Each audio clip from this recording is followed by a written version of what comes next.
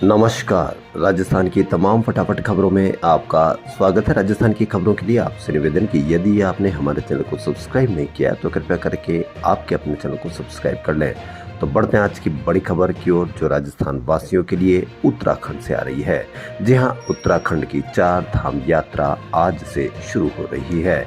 इस छमाही यात्रा के लिए कई सालों बाद गंगोत्री, यमुनोत्री और केदारनाथ मंदिरों के कपाट एक साथ सुबह 6:55 पर खुल गए, जबकि बद्रीनाथ मंदिर में दर्शन 12 मई से होंगे। इन धामों पर दिन में तापमान 0 से 3 डिग्री है और रात में पारा माइनस में भी जा रहा है। इसके बावजूद केदारनाथ धाम से 16 किलोमीटर पहले स्थित गौरीकुंड में करीब 10,000 श्रद्धालु पहुंच चुके हैं। पूरा गौरीकुंड 2 दिन से हाउसफुल है। पिछले साल ये आंकड़ा 7 से 8,000 के बीच था।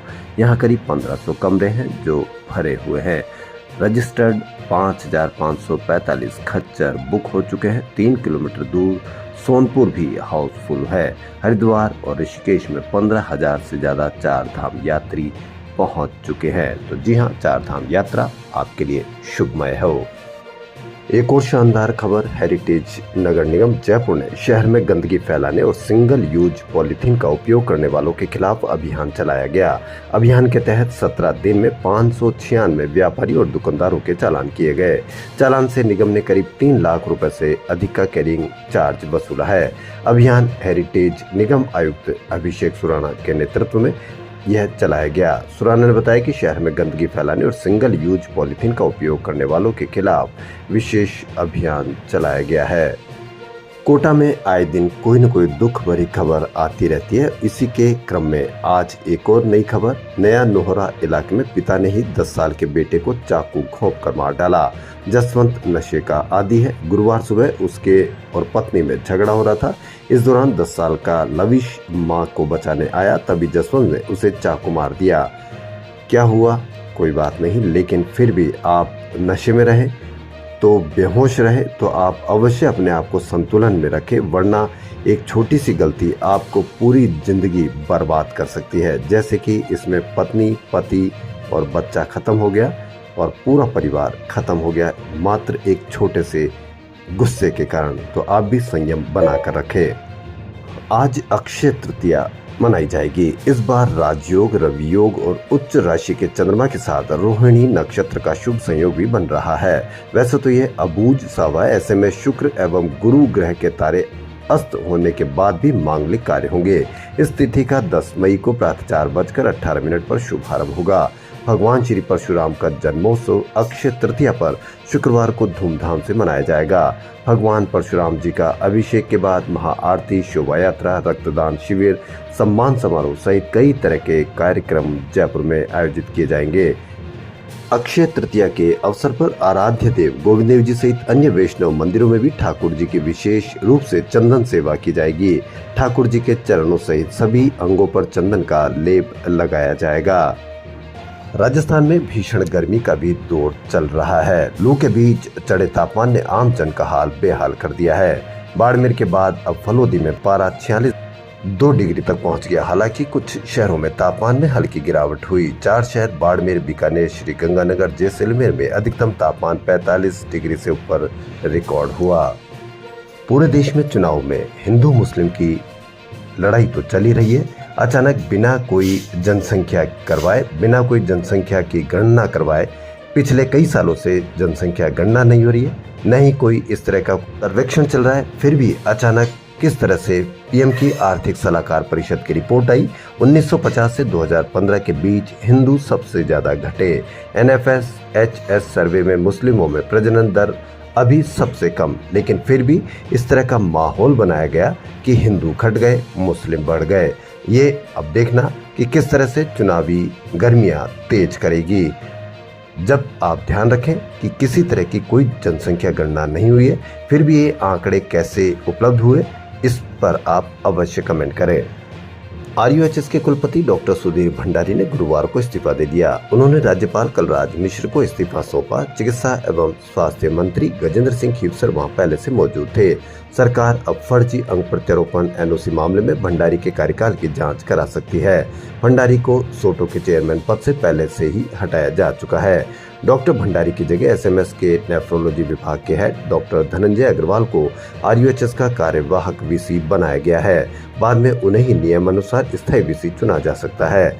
उधर पीडियाट्रिक नेफ्रोलॉजी विभाग में लगाए गए डॉक्टर अमरजीत मेहता को भी सरकार ने हटा दिया है। समग्र शिक्षा की निष्पादन समिति की 8वीं बैठक गुरुवार को सचिवालय में आयोजित की गई। शिक्षा सचिव कृष्ण कुणाल की अध्यक्षता में बैठक में विद्यार्थियों से जुड़े कई मुद्दों पर चर्चा हुई। उन्होंने निर्देश दिए कि छात्रों को दी जाने वाली समस्त सामग्री 15 अगस्त तक विद्यालयों को उपलब्ध करवाना सुनिश्चित किया जाए ताकि समय पर विद्यार्थियों तक यह सामग्री पहुँच सके।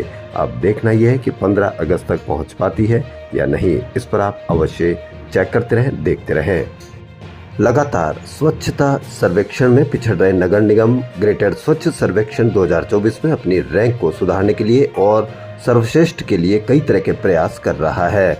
इसी के तहत गुरुवार को ग्रेटर निगम की विभिन्न टीमों ने कई गतिविधियां आयोजित की। मालवीय नगर जयपुर जोन की गांधी नगर न्याय पथ पर अस्थायी ओपन कचरा डिपो को हटाकर उसका सौंदर्यीकरण किया गया। यहाँ दीवार पर छात्राओं ने पेंटिंग बनाकर लोगों को स्वच्छता का पाठ पढ़ाया। वहीं स्वच्छता अभियान के अंतर्गत स्वयं ही अपने आसपास सफाई करने वाले दुकानदारों को माला पहनाकर सम्मानित किया गया। जब से महात्मा गांधी को इंग्लिश मीडियम को हिंदी मीडियम में करने की तैयारी चल रही है, इसी बीच कांग्रेस के प्रदेश अध्यक्ष गोविंद सिंह डोटासरा ने कहा कि भाजपा वालों के बच्चे कॉन्वेंट स्कूल में पढ़ते हैं, उनको गरीबी से क्या लेना देना। गरीब का बच्चा अंग्रेजी स्कूल में नहीं पढ़ पाए, इसलिए महात्मा गांधी अंग्रेजी स्कूल बंद किए जा रहे हैं। डोटासरा ने भजनलाल सरकार को आगाह किया कि अगर उन्होंने अंग्रेजी मीडियम के स्कूलों को बदलने की कोशिश की तो सरकार को इसके गंभीर परिणाम भुगतने होंगे। गोविंद सिंह डोटासरा ने भजनलाल सरकार को आगाह किया कि छेड़ा तो ईंट से ईंट बजा देंगे। पूर्व की अशोक गहलोत सरकार ने राजस्थान में लगभग 2070 सरकारी स्कूलों को अंग्रेजी मीडियम में तब्दील कर दिया था। इन स्कूलों को महात्मा गांधी अंग्रेजी मीडियम स्कूल नाम दिया गया था। इसका परिणाम यह रहा कि हर महात्मा गांधी स्कूल में एडमिशन लेने वालों की इतनी लाइन लगी कि एक सीट पर 500 कैंडिडेट ने फॉर्म भरे और 500 में यानी कि लॉटरी निकाल करके उन स्कूलों में एडमिशन देना पड़ा।